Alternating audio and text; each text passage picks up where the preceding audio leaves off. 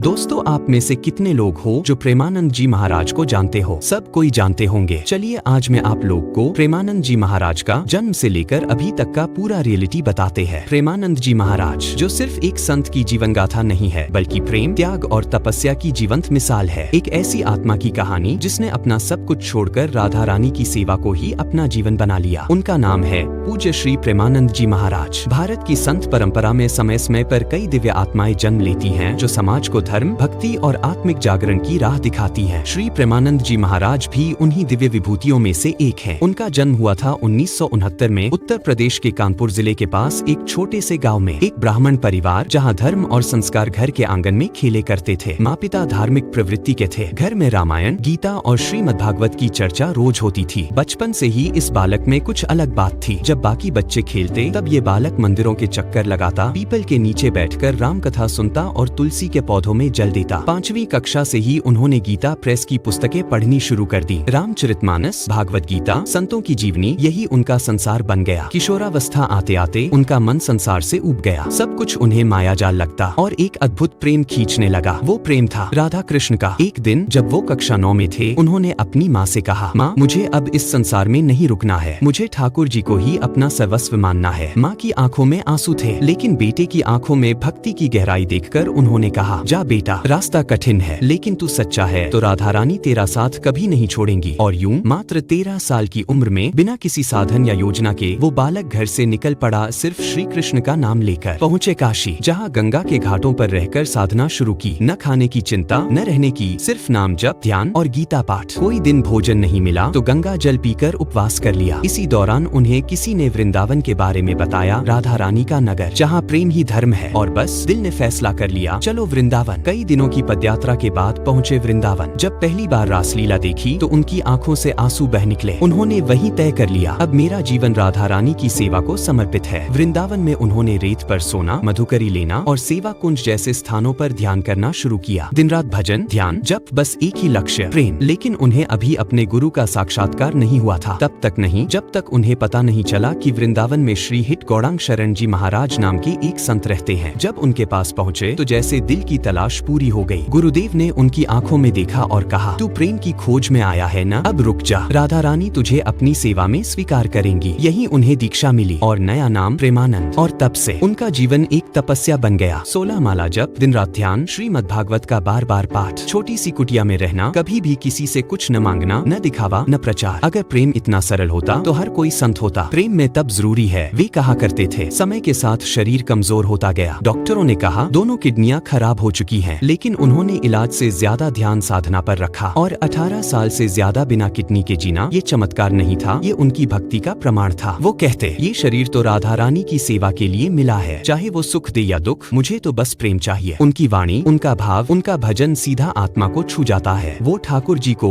लाला कहते हैं और राधा रानी को माई कहते हैं। उनके भजन अब सोशल मीडिया के माध्यम से करोड़ों लोगों तक पहुँचते हैं। राधे राधे जपो चले आएंगे बिहारी, नैना कही तू मेरे पास आजा, माई मेरी नैया पार लगाना। लोग कहते हैं ये भजन नहीं, आत्मा का संगीत है। आज उनके लाखों शिष्य हैं, देश विदेश में फैले हुए। उन्होंने हमें सिखाया, भक्ति दिखावे से नहीं, भीतर के रोने से होती है। सेवा का अर्थ है त्याग, प्रचार नहीं। प्रेम अधिकार नहीं मांगता, केवल समर्पण चाहता है। और भगवान को पाने के लिए चाहिए एक निर्मल हृदय। वृंदावन में एक साधारण कुटिया में वे मौन रहते हैं।